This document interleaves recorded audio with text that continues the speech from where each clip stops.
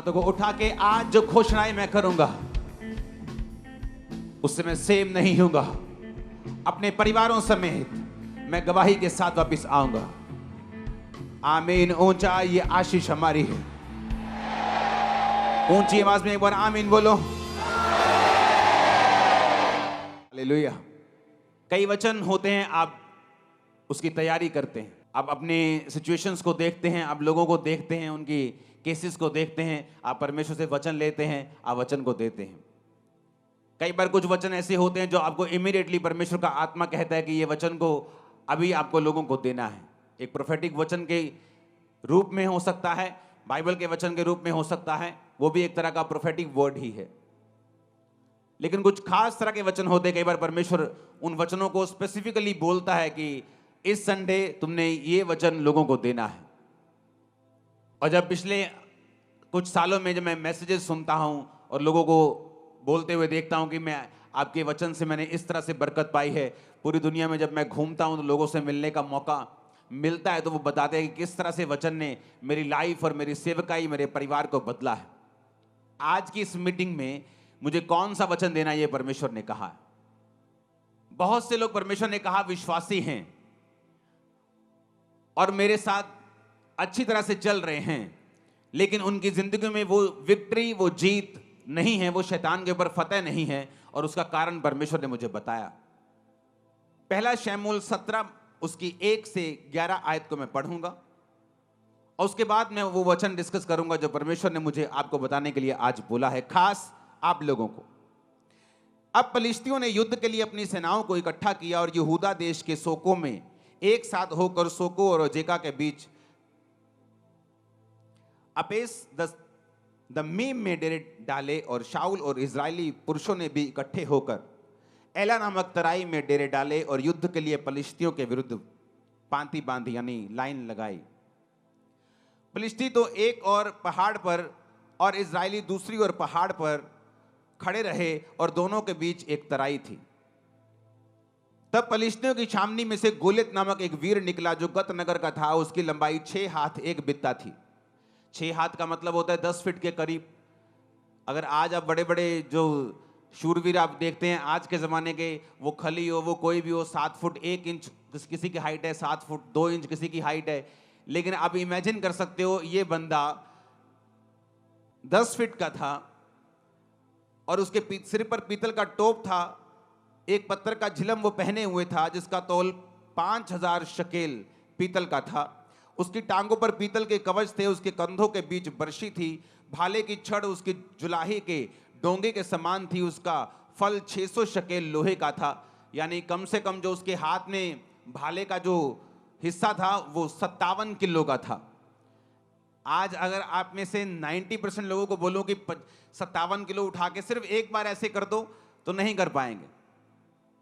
लेकिन उसने कहा कि वो उसके साथ वो लड़ता था और एक ढाल लिए हुए एक जन उसके आगे चलता था।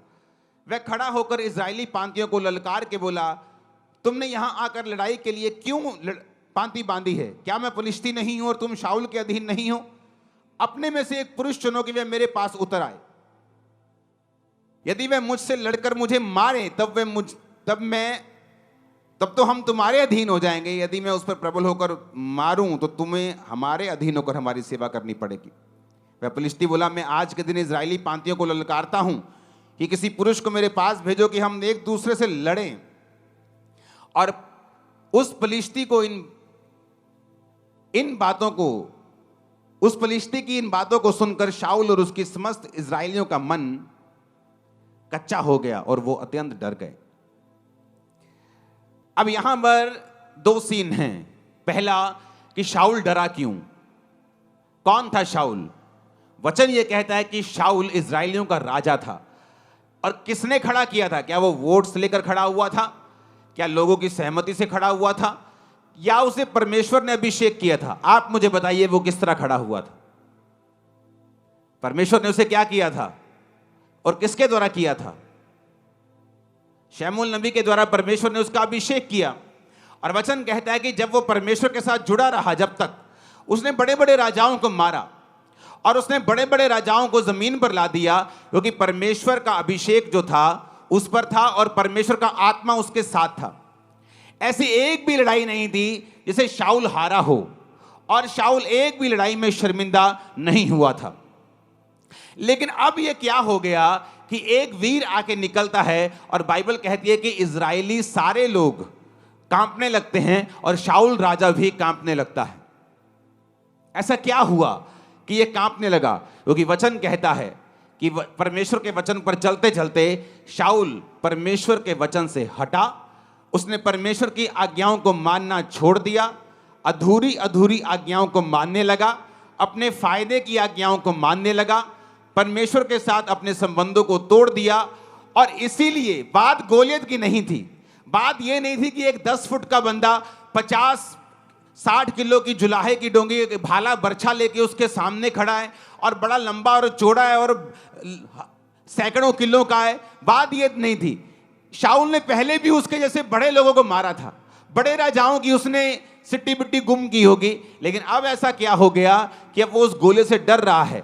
बात यह है, जब एक इंसान परमेश्वर से हट जाता है, जब एक इंसान परमेश्वर की आज्ञाओं में बना नहीं रहता है, वो पाप करता है, मूर्ति पूजा करे या वो व्यभिचारों में जाए, किसी पाप में जाए, परमेश्वर से हट जाए, प्रार्थना खत्म कर दे अपनी लाइफ की, तो वचन ये कहता है कि जो अथॉरिटी होती है, एक अथॉरिटी होती है शरीर की। आपको किसी गांव का सरपंच बना दिया, आपके पास अथॉरिटी है, आप उस अधिकार से काम कर सकते हैं। लेकिन वचन कहता है कि हमारा जो राज्य है वो तो आत्मिक है। एक अथॉरिटी होती है आत्मिक।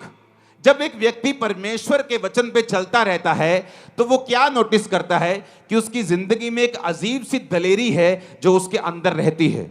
वो किसी मनुष्य से नहीं डरता, वो किसी चीज से नहीं डर लगता उसको। ये बात नहीं कि बिल्कुल डर लगता ही नहीं, वो फियरलेस है। बाइबल कहती है दाऊद भी डरता था, और वचन कहता है जब आप भजन संहिता 46 पढ़ते हैं, उसने कहा मैं नहीं डरूंगा क्योंकि यहोवा मेरे संग है। डर उसके मन में था, लेकिन वचन कहता है कि वो अंगीकार ये करता था कि मैं नहीं डरूंगा क्योंकि यहोवा मेरे संग है। अब आपको ये बात पहले समझने की जरूरत है जिस टॉपिक पे हम हैं। अब शाऊल जो था, वचन ये कहता है कि उसकी आत्मिक अथॉरिटी को वो पाप और अनाज्ञाकारिता के कारण खत्म कर चुका था। कई बार क्या होता है, आप परमेश्वर के साथ आप रिश्ते में होते हैं, आप प्रभु के साथ मेल मिलाप में होते हैं, हाँ, आप रोज प्रार्थना करते हैं, आप पाप से दूर रहते हैं, आप सब तरह से परमेश्वर को प्रसन्न करने की कोशिश करते हैं। इसका मतलब ये नहीं कि आप 100% प्रभु यीशु को जैसे चलने लग जाते हैं, लेकिन आपकी इंटेंशन यही होती हैं कि मुझे कोई ऐसा पाप नहीं जानबूझ के करना, मुझे प्रेयर में रहना है, मुझे वचन पढ़ना है, मुझे रोज़ों में रहना है। और इस तरह से जब आप परमेश्वर में चलते हैं, एक अजीब सी स्पिरिचुअल अथॉरिटी आपके साथ रहती है। जब दो व्यक्ति दोनों चर्च में आते हैं, एक आत्मिक अधिकारों के नीचे है, वो परमेश्वर में चलता है, वो प्रार्थना करता है, वो प्रभु के साथ अच्छे संबंध हैं। ये नहीं, फॉरेन के लोग मैंने देखे हैं, अच्छा संडे डबल दिहाड़ी मिल रही, संडे ज्यादा डॉलर मिलते काम करने के, तो संडे काम करते, कहते वचन हम कोई बात नहीं आके ऑनलाइन सुन लेंगे। वो पैसा नहीं इकट्ठा कर रहे, वो श्राप इकट्ठा कर रहे हैं कि संडे डबल दिहाड़ी मिलती है, संडे टैक्सी का काम अच्छा चलता है, तो संडे प्रभु को छोड़ दो, कोई बात नहीं ऑनलाइन सुन लेंगे परमेश्वर क्या कहते हैं। सिर्फ ऑनलाइन सुनने से सब कुछ नहीं होगा। कई बार आप जब परमेश्वर की हुजूरी में आते हैं, आपको प्रैक्टिकली परमेश्वर वो ग्रेस देता है, अनुग्रह देता है, जिससे आप अपने जीवन की मुश्किलों से और अपने जीवन के प्रॉब्लम से और उन फाइट से बाहर आ सकें जो आपको घेरे हुए हैं। और वो ऑनलाइन रह के नहीं आते। ऑनलाइन है, कभी साल में एक मीटिंग मुझे कहीं बहुत इमरजेंसी जाना पड़ रहा है तो मैं ऑनलाइन देख रहा हूं। उन लोगों के लिए ऑनलाइन है, फौजियों के लिए ऑनलाइन है, जिनको मालूम है कि हम अपना चौकी छोड़ के कहीं जा नहीं सकते, उन लोगों के लिए है। बाइबल कहती है जब आप अधिकारों से भरे होते हैं, फर्क कहां लगता है? एक व्यक्ति जो अधिकारों से भरा हुआ है और सही तरह से प्रभु में चलता है, दूसरा भी चर्च आता है, कभी कभी प्रेयर कर लेता है, कभी कभी पाप कर लेता है, कभी कभी शराब पी लेता है, कभी कभी कुछ कर लेता है। दोनों चर्च आ रहे हैं, दोनों में कोई फर्क नहीं। वो भी हालेलुया बोलता है, वो भी आमीन बोलता है, वो भी घोषणा करता है, वो भी विश्वास करता है यीशु प्रभु है। लेकिन फर्क तब होता है जब दोनों की जिंदगियों में उनको मुसीबतों का सामना करना पड़ता है।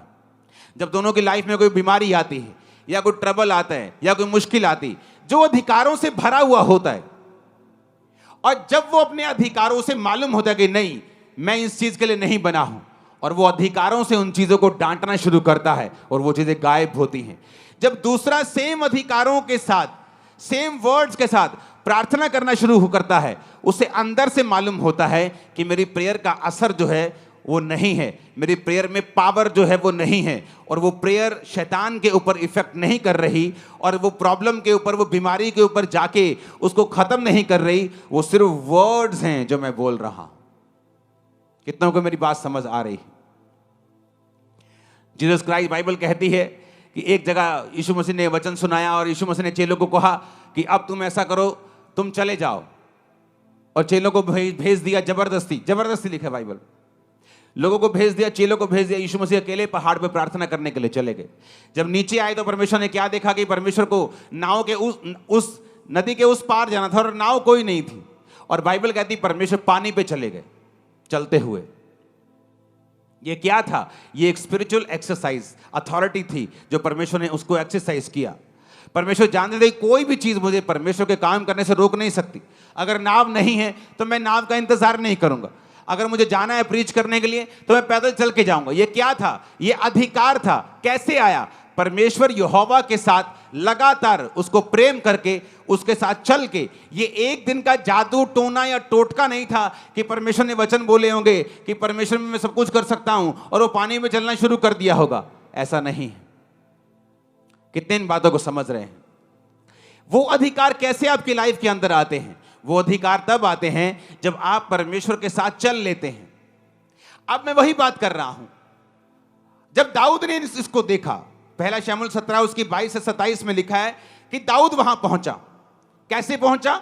सबसे छोटा था, यिशै का बेटा। यिशै के 3 बड़े बेटे दाऊद उसकी शाऊल की सेना में थे, तो शाऊल की सेना में काम कर रहे थे। तो दाऊद के बाप ने कहा, बेटा कुछ सामान ले जा खाने पीने के लिए। तो वो अपनी भेड़ बकरियों को छोड़कर सामग्री लेके, बाइबल कहती है उनको मिलने के लिए चला। और जब वहां पहुंचा तो वहां पे जो गोलियत था वो ललकार रहा था फिर से, और अपने देवताओं का नाम ले लेकर श्रापित कर रहा था। अरे तुम ईसाइयों हो, तुम किसी काम के नहीं हो, और डरपोको, गालियां निकाल रहा था उनको। और जब दाऊद ने देखा तो बाइबल कहती दाऊद अपनी सामग्री सामान के रखवाले के हाथ में छोड़कर रणभूमि को दौड़ा और अपने भाइयों के पास जाकर उसका कुशल क्षेम पूछा। वह उनसे बातें कर ही रहा था, फिलिस्तियों की पांतियों में से वो वीर यानी गोलियत फिर से चढ़ आया और पहले के समान बातें करने लगा, और दाऊद ने उन्हें सुना। उस पुरुष को देखकर सब इजरायली अत्यंत भय खाकर उसके सामने से भागे। फिर इजरायली पुरुष कहने लगे, क्या तुमने उस पुरुष को देखा है जो चढ़ा आ रहा है? निश्चय वह इजरायलियों को ललकारने को चढ़ा आता है, और जो कोई उसे मारेगा राजा उसे धन देगा, अपनी बेटी का विवाह उससे कर देगा, उसके घराने को इजराइल में कर रहित यानी स्वतंत्र मतलब कि टैक्स फ्री कर देगा। उसे कोई इनकम टैक्स नहीं देना है, कोई सेल टैक्स नहीं देना है। दाऊद कहता है ये तो बड़ी जबरदस्त बात है। दाऊद ने कहा उस फलिश्ती को मार के जो इजरायलियों की नामधराई दूर करेगा उसके लिए क्या किया जाएगा। दाऊद मेक श्योर करना चाहता था कि इतनी बड़ी ब्लेसिंग है उसको मारने की, क्या सचमुच मेरे घराने को टैक्स फ्री कर दोगे? क्या राजा अपनी बेटी की शादी मुझसे कर देगा? क्या मुझे बहुत सा धन देगा? लोगों ने कहा हां, जो कोई उसको मारेगा उसके साथ यही किया जाएगा। अब दाऊद जो था वो परमेश्वर के साथ संबंधों में था, परमेश्वर के साथ सही नाते में था। इसलिए दाऊद जब गोलियत की ओर देख रहा था उसे गुस्सा आ रहा था। कहता ये खतना रहित तो फलिश्ती, ये एक ऐसा इंसान जो यहोवा को नहीं मानता, यहोवा की सेना को कैसे ललकार सकता है? वो दाऊद की अणख कैसे जाग रही थी? क्योंकि वचन कहता है दाऊद का संबंध परमेश्वर के साथ था। इसलिए दाऊद के अंदर जो अधिकार था वो जाग रहा था और वो ललकार मार रहा था। पंजाबी के अंदर छाला मार रहा से अंदर कि ऐदा किवें हो सकता है कि ये बंदा परमेश्वर की सेना नू ललकारे और असी चुप करके बैठे रहिए। और शाऊल जो राजा था दाऊद से कहीं अधिक लंबा चौड़ा था, और वचन ये कहता है कि पूरे इजराइल में शाऊल के कोई भी कद के जितना नहीं था, सारे उसके कंधे तक, वो भी बड़ा लंबा चौड़ा था। लेकिन अब अधिकार काम नहीं आ रहे थे। क्यों?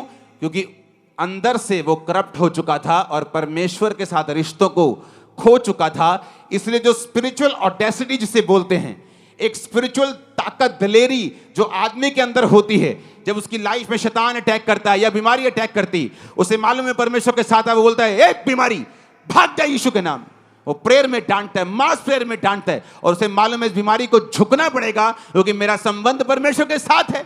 लेकिन अगर उस बंदी को पता हो कि रात को मैं ब्लू फिल्म में देख के आया हूं, मेरी लाइफ में कमी है, टाइट पे नहीं करता हूं, प्रेयर नहीं करता हूं, उसको मालूम है जब बीमारी उसको घेरती है या शैतान उसको घेरता है, उसको अंदर से पता होता है कि मैं इसको डांटूंगा तो ये भागेगा नहीं, मैं इसको भगाऊंगा ये भागेगा नहीं, क्योंकि वो आत्मिक अधिकार ओरिजिनल है और शैतान भी उन अधिकारों को जानता है अगर वो आपके अंदर है और आप परमेश्वर के साथ सही हैं तो।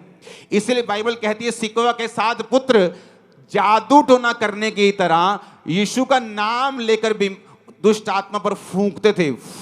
जिस तरह पौलुस निकालता है यीशु के नाम में, हम भी तुझे यीशु के नाम में जाने का हुक्म देते हैं। शैतान ने कहा पौलुस को मैं जानता हूं, यीशु को पहचानता हूं, तू कौन है? क्योंकि तू बिना अधिकारों के साथ मुझे डांट रहा है। लेकिन अधिकार कैसे आएंगे? अधिकार आएंगे जब हमारा रिलेशन परमेश्वर के साथ होगा। हम प्रभु के साथ रोज के तरह रोज चलेंगे। अपना क्रूस जो रोज उठाकर मेरे पीछे चलेगा वो मेरे योग्य होगा। परमेश्वर ने कहा। होता क्या है? आपको महसूस नहीं होता। आप अच्छी डाइट खाना शुरू कर दो, आपको एकदम से महसूस नहीं होगा। आप एक अच्छे देश में चले जाओ जहां का पोल्यूशन बहुत कम हो, एकदम से आपको फील नहीं होगा। लेकिन जैसे जैसे आप समय बिताते जाएंगे आपको महसूस होना शुरू हो जाएगा। आपके बाल अच्छे हो रहे हैं, आपकी स्किन अच्छी हो रही है, आपकी बॉडी अच्छी। आपको बाद में मालूम होगा कि ये पोल्यूशन फ्री देश है, यहाँ पोल्यूशन कम है और आपकी बॉडी अच्छा रिस्पॉन्स कर रही है। धीरे धीरे आपको मालूम होना शुरू होता है, एकदम से नहीं। आत्मिक अधिकार भी उसी तरह से है। जब आप प्रभु के साथ चलना शुरू करते हैं, प्रेयर शुरू करते हैं, आप संडे प्रभु के घर में हैं, कुछ भी हो जाए, कोई लालच हो, दुगना पैसा दे, चुगना पैसा दे, कोई डराए, कोई धमकाए, कोई आपका रिश्तेदार शादी रख ले, लेकिन आप संडे चर्च में हैं, ये आपके अंदर अथॉरिटी को इकट्ठा करता रहता है। ग्रेस इकट्ठी होती रहती है और जब समय आता है मुश्किल का, ये काम आते हैं। हाथों को उठा के हालेलुया बोलो। कितने इन बातों को समझ रहे हैं? मैं यही बात पूछ रहा हूं, ऐसा क्या था दाऊद में कि वो दलेरी दिखा रहा था, और ऐसा क्या नहीं था शाऊल में कि वो दलेरी दिखा नहीं पा रहा था? बात ये थी, दाऊद परमेश्वर के साथ जुड़ा हुआ था और शाऊल परमेश्वर से हट चुका था। तो पहला स्टेप आपका क्या होना चाहिए? अगर आपको मालूम है कि आपकी लाइफ का गोलियत है, लोगों को मालूम है कि आपके फैमिली में ये ट्रबल है, आपकी फैमिली में मौत का आत्मा काम कर रहा है, कभी बाप मर रहा है, माँ मर रही, माँ बीमार है, अभी चाची बीमार है, अभी ताया बीमार है, आपको मालूम है कि आपकी फैमिली में गोलियत अटैक कर रहा है, आपकी अनसर्टेन टाइम पे डेथ हो रही है, जवान लोग बीमार हो रहे हैं, जवान लोग मर रहे हैं, तो आपको ये मालूम होना चाहिए कि गोलियत आपके परिवार के सामने खड़ा है। अब होगा क्या?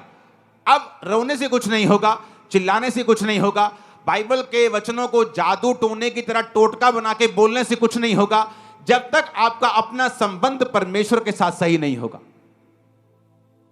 हालेलुया। और जब आपका संबंध परमेश्वर के साथ सही होने लगता है, आपके अंदर अधिकार आने लगते हैं, और ये प्रैक्टिकली ही मालूम हो सकता है। जैसे मैं आपको बोलूं कि अगर आप ये खाएंगे तो आपके अंदर ताकत आने लगेगी, तो अभी आपको ताकत महसूस ना हो, लेकिन जब ताकत आएगी, अब मैं बोलूंगा क्या ताकत दिख सकती है? तुम्हें ताकतवर महसूस हो रहा है, क्या तुम दिखा सकते हो? आप बोलोगे मैं दिखा नहीं सकता, लेकिन मैं महसूस कर रहा हूं कि मैं ताकतवर हूं। आत्मिक चीजें भी ऐसी हैं। अब मैं आपको दिखा नहीं सकता कि वो आत्मिक वो दलेरी क्या है। एक बीमारी के सामने जब आप खड़े होते हैं, वो दलेरी कैसे फील होती है, मैं आपको बता नहीं सकता, लेकिन आप अगर इन्हीं चीजों को फॉलो करेंगे, आप भी महसूस कर सकते हैं उस ताकत को, उस अथॉरिटी को, उस दलेरी को जो आत्मिक रूप से परमेश्वर आपको देता है जब आप परमेश्वर के साथ चलने लगते हैं तो। हालेलुया। कितने इन बातों को समझ रहे हैं? अब बाइबल कहती है, दाऊद ने शाऊल से कहा, किसी मनुष्य का मन कच्चा ना हो, तेरा दास जाकर उस फिलिस्ती से लड़ेगा। शाऊल ने दाऊद से कहा, तू जाकर उस फिलिस्ती के विरुद्ध युद्ध नहीं कर सकता, क्योंकि तू लड़का है और वो लड़कपन से योद्धा है। शाऊल ने कहा, तो वो भी बच्चा है और वो अपने बचपन से युद्ध कर रहा है, तुम्हें जमीन आसमान का फर्क है। दाऊद ने शाऊल से कहा, तेरा दास अपने पिता की भेड़ बकरी जब चराता था और कोई शेर या भालू झुंड में से मेमना उठा ले जाता था, तब मैं उसका पीछा करके उसके मारता और मेमने को उसके मुंह से छुड़ा लेता। और जब वह मुझ पर हमला करता तब मैं उसके बालों को पकड़कर उसे मार डालता था। तेरे दास ने सिंह और बालू दोनों को मारा है और ये खतना रहित पलिश्ती उनके समान हो जाएगा। अब आ गया दूसरा टाइम। पहला क्या? पहला, गोलियत क्यों नहीं मरता, लाइफ की मुश्किलें क्यों नहीं जाती। मैं बड़ा हैरान था जब लोगों से मिलने का मौका मिलता है, 80% लोग आकर बोलते हैं मुझे आत्मा में बढ़ना है, मैं आत्मा में बढ़ना चाहती हूं। प्रेयर कितनी करते हो? 10 मिनट। अब ये वो हिसाब हो गया, कोई आगे बोले मैं जी ओलंपिक बॉडी बिल्डर बनना चाहता हूं, ओलंपिक लेवल का। एक्सरसाइज कितनी करते हो? हाँ जी 5 मिनट। अपने दिमाग हमारे सेट, हम सेंस में क्यों नहीं, हम नॉनसेंस बातें क्यों करने लगते हैं। हमें आत्मा में बढ़ना है और हमारी 2.5 घंटे प्रेयर नहीं है। आपको क्या लगता है हम आत्मा में बढ़ जाएंगे? यीशु ने कहा दुष्ट आत्मा भी विश्वास करती है और थर थराती है कि यीशु खुदा है।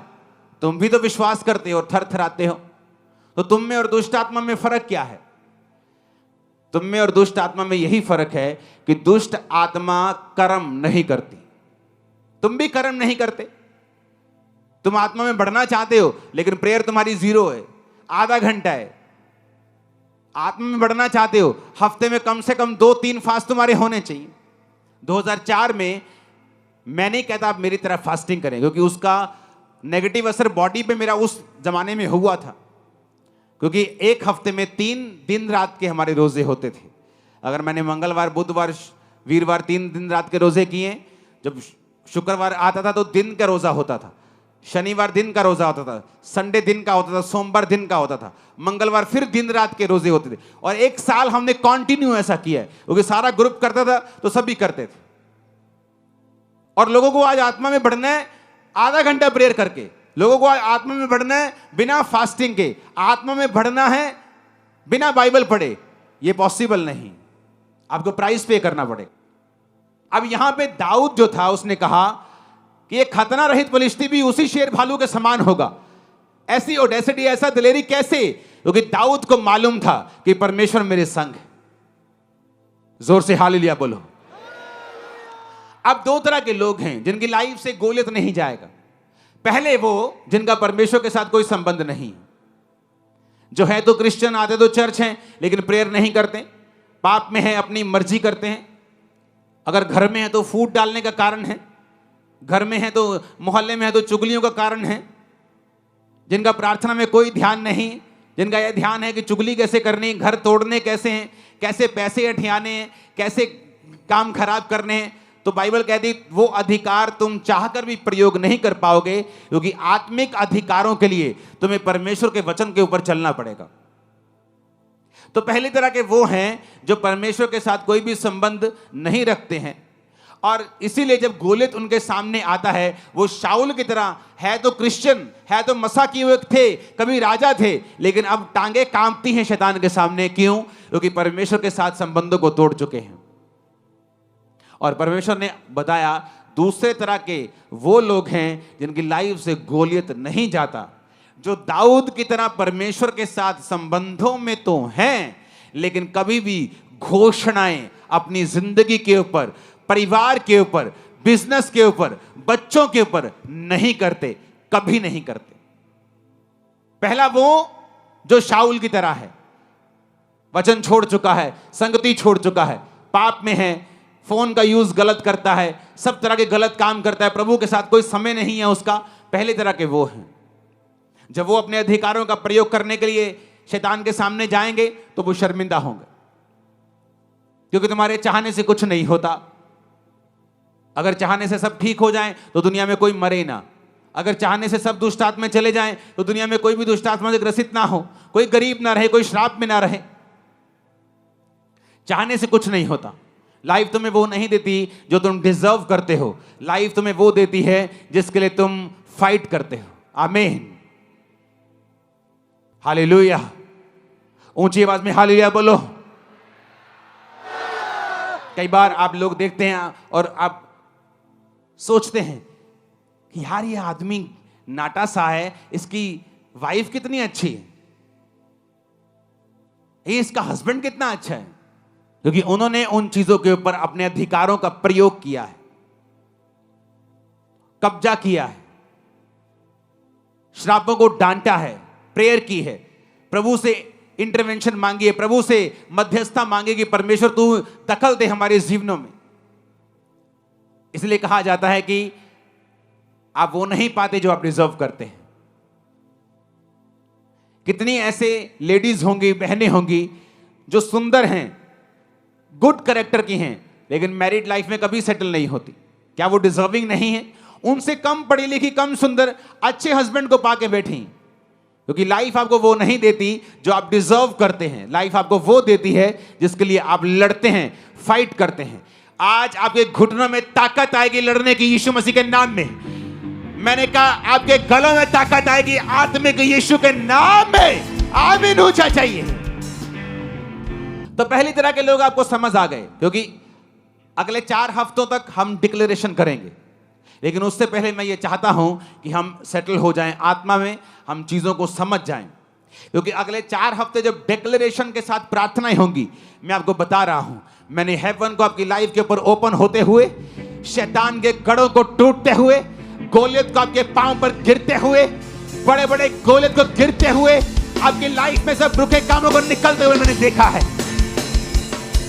मैंने सब मौत की आत्माओं को आपके कदमों में झुकते हुए देखा है, एक्सीडेंट को कैंसिल होते हुए देखा है, डाइवोर्स को कैंसिल होते हुए देखा है, बीमारियों को निकलते हुए देखा है। आमीन। मेरे को खड़कने वाला चाहिए शैतान के खाना। हालेलुया। लेकिन इससे पहले कि हम डिक्लेरेशन करें, मैं नहीं चाहता कि हम में ऐसे लोग हों जो वचन को ना समझने वाले हों और वो डिक्लेरेशन को एक जादू और एक टोने और एक टोटके की तरह करें कि वचन में ऐसा लिखा है, बोलने से ऐसा हो जाता है, हम भी बोलेंगे। लेकिन वो दूसरा स्टेप है। पहला स्टेप है परमेश्वर के साथ मेल मिलाप करना, तौबा करना, यानी पानी का बपतिस्मा लेना, अपने पापों और गुनाहों को छोड़ना, एक ही परमेश्वर यानी प्रभु यीशु मसीह की अधीनगी में आना, उसी को अपना उद्धार करता मानते हुए उसी को मानना, अपना सिर उसके सामने झुकाना और उसके बाद उसके वचनों को पढ़ना और उसके वचनों पर चलना। और उसके बाद फिर आता है डिक्लेरेशंस, घोषणाएं। दाऊद ने क्या किया? आपको क्या लगता है? दाऊद ने पहली घोषणा की जब वो शाऊल के सामने था। उसने कहा, शाऊल, जब मैं ऐसा पिता की भेड़ बकरे को चराता था तो मैं शेर भालू को मार देता था, बालों से पकड़ के मार देता था। दाऊद ने कहा, वो यहोवा जिसने मुझे सिंह भालू दोनों के पंजों से बचाया है, वो फिलिस्ती के हाथ से भी बचाएगा। तो दाऊद ने पहली घोषणा की शाऊल के सामने। मैं भी ऐसी घोषणाएं मुझे याद किया करता था, कई बार लोगों के सामने, अपने परिवार के सामने, कई बार विरोधियों के सामने, कई बार अपने जो रिश्तेदार मुझे कोसते थे, त्यागते थे मुझे, तो धर्म में अपने वापिस आएगा, पछताएगा, उनके सामने मैं घोषणाओं को करता था। घोषणाओं में ताकत है। कई बार तुम्हारी चाचे की लड़की आके तुम्हें पूरी तरह से मिट्टी में मिला देती है। ए तू ईसाई, ले तेरा कख नहीं बनना, तू एक दिन वापस आना, और तुम चुप रहती हो। ये चुप रहना नहीं है, तुम श्राप ले रही हो अपने ऊपर और अपने बंधनों को खुद स्वीकार कर रही हो। कहां चुप रहना है? जब तुम्हारा मां बाप तुम्हें डांट रहा हो, तुम्हें चुप रहना है। लेकिन जब कोई और हो और तुम्हारे विश्वास को चोट पहुंचा रहा है, तुम्हारे ऊपर गलत घोषणाएं कर रहा है, नेगेटिविटी बोल रहा है, तब तुम्हें घोषणा करनी होती है। परमेश्वर ने मुझे बताया, जो पहला स्टेप मैंने बताया ना, वो तो जस्ट एक स्टार्टिंग था। आपके लिए कौन सा स्टेप है परमेश्वर ने बताया आपको मालूम? 10% लोगों के लिए है जो मैंने पहला स्टेप बताया, 90% लोगों के लिए जो अब बता रहा हूं। परमेश्वर ने कहा, मेरे लोग मेरे साथ अच्छे संबंधों के बावजूद भी गोलियत के नीचे रहते हैं, क्योंकि वो घोषणाएं नहीं करते अपने लिए। यहां दाऊद की जिंदगी देखो, उसने घोषणा की शाऊल के सामने। शाऊल कहता, बेटा तू अभी छोटा है, और वो जब वो छोटा था तभी से लड़ता है। यानी अगर वो 40 साल का है, वो 26 साल का एक्सपीरियंस है। बेटा तेरी उम्र अभी 15, 20, 16 साल है, 18 साल है, तू नहीं लड़ सकता। उसने कहा, जब मैं अपने बाप के भेड़ बकरे को चराता था ना, तो कोई शेर भालू आता था तो मैं उसको केसों से पकड़ के मार देता था। तो जो परमेश्वर मुझे शेर भालू के हाथ से बचाता था, वो इसके हाथ से भी बचाएगा। घोषणा, मैं घोषणा करता हूं तुम कभी फेल नहीं होगे। मैं घोषणा करता हूं इसी साल तुम्हारी शादी होगी। मैं घोषणा करता हूं तुम फाइनेंशियली ब्लेस्ड होगे। मैं घोषणा करता हूं तुम डर की आत्मा के नीचे नहीं जियोगे। आमीन ऊंचे वाला चाहिए। आप मेरी बात समझ रहे कि नहीं? घोषणा क्या तुम करती हो? क्या तुम करते हो? एक शराबी, पूरा शराबी, टुल्ल वाला शराबी, शराब पीता था, नाली में गिरता था, रोज नाली में गिरता था, रोज घर लेके आते थे।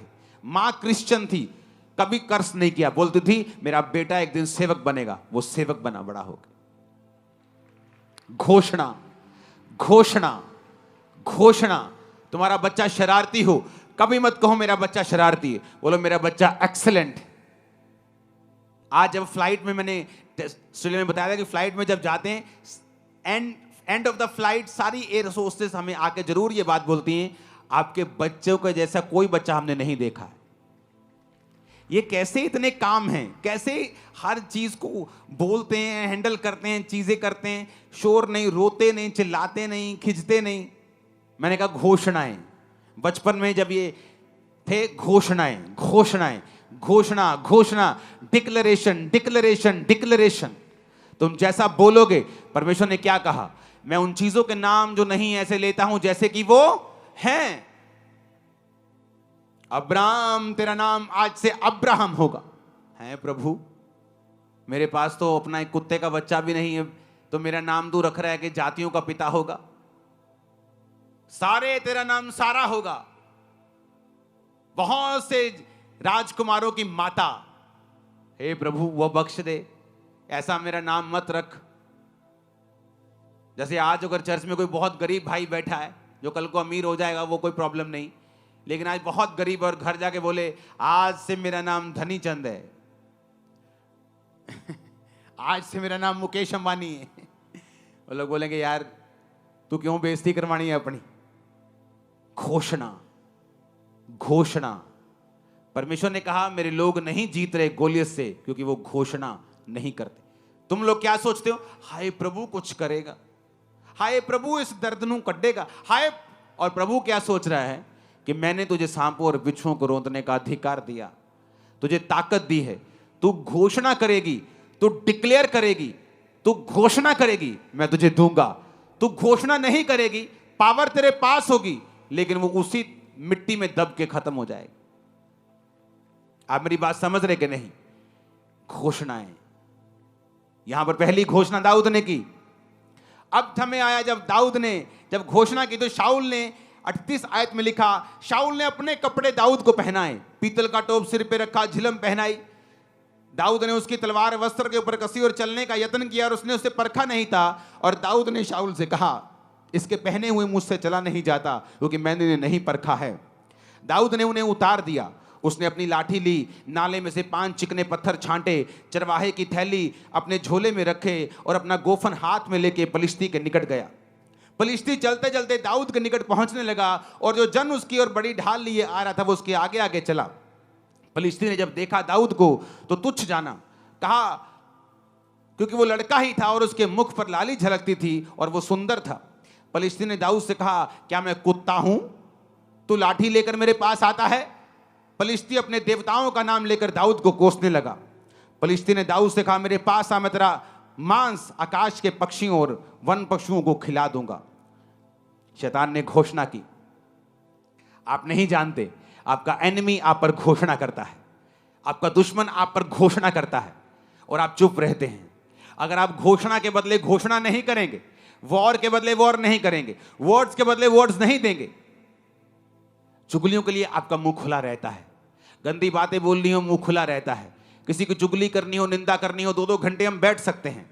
लेकिन जैसे कोई आके ये बोलता है तू चर्च जानी, फर्क तो नहीं पियानी, तब हमारा मुंह बंद रहता है क्योंकि वो घोषणा करने का समय था। शैतान करके चला गया, तुम करके नहीं गए, इसलिए तुम्हारी जीवन की परिस्थिति कभी चेंज नहीं हुई।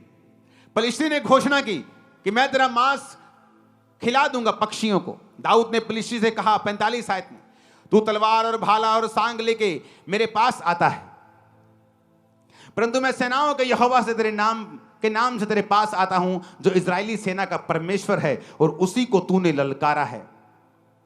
आज के दिन यहोवा तुझको मेरे हाथ में कर देगा, मैं तुझको मारूंगा, तेरा सिर तेरे धड़ से अलग कर दूंगा। मैं आज के दिन पलिश्ती सेना के शव आकाश के पक्षियों और पृथ्वी के जीव जंतुओं को दे दूंगा। तब समस्त पृथ्वी के लोग जान लेंगे कि इज़राइल में एक परमेश्वर है। जोर से हालेलुया बोलो। दाऊद ने क्या की? अब यहां दूसरी घोषणा की। पहली घोषणा उसने शाऊल के सामने की, दूसरी घोषणा उसने उस गोलियत के सामने की। उसने कहा तू तलवार लेके मेरे संग आता है, मेरे सामने भाला लेके, ये सामान लेके मेरे सामने आता है, परंतु मैं यहोवा के नाम से तेरे सामने आता हूं। इसलिए उसने एक्सपीरियंस का यूज नहीं किया, अच्छी तलवार नहीं ली। दाऊद को जो परमेश्वर ने सिखाया था उसने उसी पे भरोसा रखा। प्रभु ने उसे सिखाया था, जो भेड़ बकरी को वो चराता था, कि किस तरह से गोफन को चलाना है। परमेश्वर ने उसे सिखाया। कई बार आप दुखी हो जाते हैं, आप बोलते हैं परमेश्वर मेरे बाकी कजन ब्रदर तो बड़ा ऐश करते हैं, मेरी बाकी सहेलियां तो बड़ा ऐश करती, शादियों में भी जाती हैं, घूमती फिरती, सब कुछ करती, मैं ऐसा क्यों नहीं कर सकता, मैं ऐसा क्यों नहीं कर सकती। दाऊद भी कह सकता था, जब उसके भाई तो सेना में ऐश करते थे, पक्का पाप में थे, इसलिए परमेश्वर ने उनको मसा नहीं किया। पक्का पाप में थे, दोबारा कंफर्म हो गया जब गोलियत के सामने उनके पांव कांपने लगे। एक व्यक्ति जो आत्मा में भरा होता है, शैतान के सामने उसके पांव नहीं कांपते, शैतान के कांपेंगे, और कांपते जिस तरह आज आपके सामने शैतान के कांप रहे हैं। उनके पक्का पाप उनके सामने आ रहे थे। कोई किसी के पांव नहीं कांपते जो पवित्र आत्मा से भरा हुआ होता है। डर उस पर अटैक कर सकता है, लेकिन उसका हल यह है, वो डिक्लेयर करता है। दाऊद ने घोषणाएं की हैं, अगर आप भजन संहिता में पढ़ेंगे, जब डर उस पर अटैक करता था वो घोषणा करता था, मैं नहीं डरूंगा, यहोवा मेरे संग है, यहोवा मेरा शरण स्थान और बल है, संकट में अति सहज से मिलने वाला सहायक, इस कारण मुझे कोई भय नहीं, चाहे पृथ्वी उलट जाए। घोषणा जब तुम घोषणा करते हो, तुम्हारी स्पिरिट में कुछ जाता है जो तुम्हें दिखता नहीं। जब तुम घोषणा करते हो, विक्ट्री तुम्हारे अंदर जाती है, बीमारी तुम्हारे अंदर से निकल जाती है, हड्डियों का दर्द चला जाता है, बीमारी श्राप चले जाते जब तुम घोषणाएं करते हो।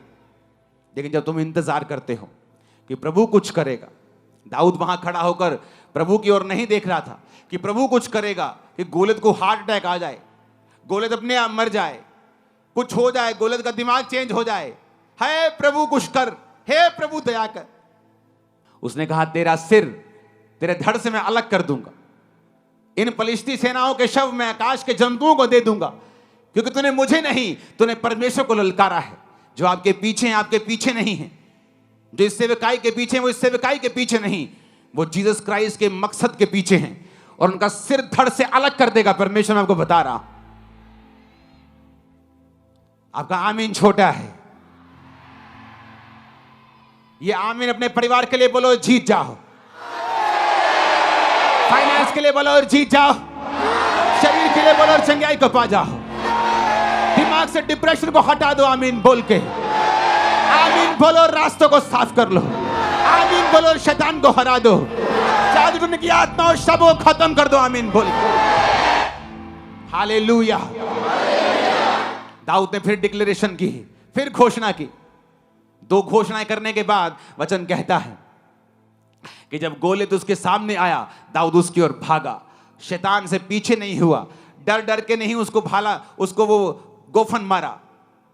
बाइबल कहती उसके सामने फॉरवर्ड गया, बिना डर के उस गोफन को चलाया, उस गोफन में पत्थर रखा, चलाया, उसके माथे पे जाके लगा, गिरा गोलियत।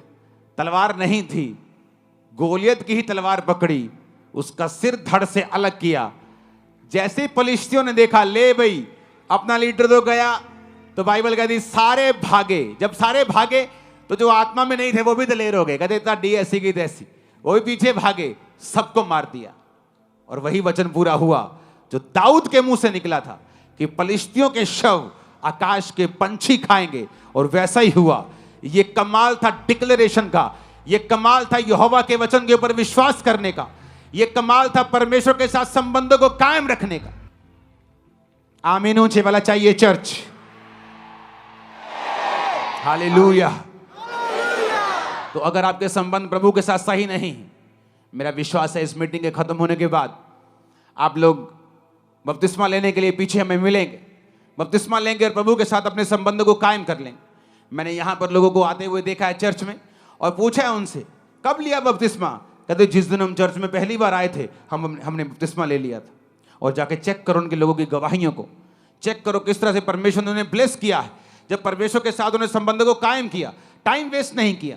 जब मुझे मालूम हुआ था बपतिस्मे का मसीह में आने के शायद 2-4 हफ्ते बाद ही, तो मैंने अपने पास्टर को बोला मुझे अभी चाहिए। तब लोग देते नहीं थे, तब 20-25 इकट्ठे होते थे तो तब मिलता था, जब 2-4 महीने में। तो मैंने मसीह में आने के 1.5-2 महीने के बाद बपतिस्मा ले लिया था। मुझे वो भी लेट लगता था, मैंने कहा लेट लिया है, मुझे और जल्दी लेना चाहिए था। पहला स्टेप है अपने संबंधों को प्रभु के साथ कायम रखना। आत्मिक जो रूल्स रेगुलेशंस हैं, वचन पढ़ना, प्रार्थना करना, संडे प्रभु के घर में आना, प्रभु के भवन में लगाए जाना, सेवा में हिस्सों को देना, सेवा करना, इवेंजलिज्म टीम का हिस्सा बनना, बोना, प्रार्थना करना, अपनी सेवकाई के लिए, अगुओं के लिए प्रार्थना करना। जब आप इन हिस्सों में शामिल हो जाते हैं, उसके बाद आपके अंदर अथॉरिटी आनी शुरू हो जाती है, आपको महसूस हो या ना हो। और जब आप फिर प्रभु के साथ संबंध कायम कर लेते हैं, उसके बाद आपको डिक्लेरेशंस करनी है। अगर आप नहीं करेंगे, गोलियत खड़ा का खड़ा रह जाएगा। और यही वचन देने के लिए प्रभु ने आज मुझे आपसे कहा है। आप तैयार हैं क्या? वो कोई भी रोग क्यों ना हो, वो कोई भी ट्रबल क्यों ना हो, अगर आप घोषणाएं नहीं करेंगे, अगर आप डिक्लेरेशन नहीं करेंगे, आप बोलेंगे नहीं, घोषणाएं मन में नहीं होती। दाऊद ने मन में नहीं सोचा अच्छा तेरे को मार दूंगा, मन में सोच रहे हैं, मन में नहीं सोचा, मुंह से बोला, इतनी जोर से बोला कि गोलियत के कानों में खड़कती थी आवाज, इतनी जोर से बोला कि बाकियों को भी सुनता था, इतनी जोर से बोला कि शाऊल को भी मालूम हो गया कि हाँ कुछ तो है इसमें, क्योंकि शाऊल भी कभी आत्मिक था। तो उसे भी जो आत्मिक होता है, एक समय वो आत्मिक नहीं रहता, पर वो आत्मिक व्यक्तियों को फिर भी पहचानता रहता है कि हाँ इसमें वो चीज है जो कभी मुझ में थी। कितने मेरी बात को समझ रहे हैं? उसे मालूम था कि गोलियत जो दाऊद गोलियत के लिए कह रहा है, इसमें कुछ है, इसमें कुछ बात है। उसकी घोषणाओं में ताकत थी। आपको मुश्किल होती है, आप रोने लगते हैं, आप प्रभु की ओर हाथ उठा लेते हैं। मूसा भी ऐसे ही करने लगा।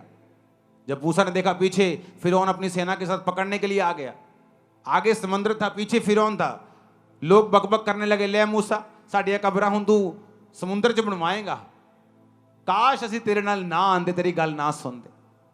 और मूसा, बाइबल कहती, परमेश्वर की दुहाई देने लगा, जोर जोर से रोने लगा, प्रभु कुछ कर। परमेश्वर ने कहा तू मेरी दुहाई क्यों दे रहा है, क्यों दे रहा है मेरी दुहाई? तेरे पास लाठी है, लाठी को समुद्र की ओर कर तो वो 2 भाग हो जाएगा। क्यों दे रहे हो दुहाई? परमेश्वर ने कहा क्यों भिखारियों की तरह मांग रहे हो? तुम नहीं जानते तुम्हारे पास घोषणाओं की ताकत है, तुम्हारे पास वचन है, तुम वचन की घोषणा कर सकते हो।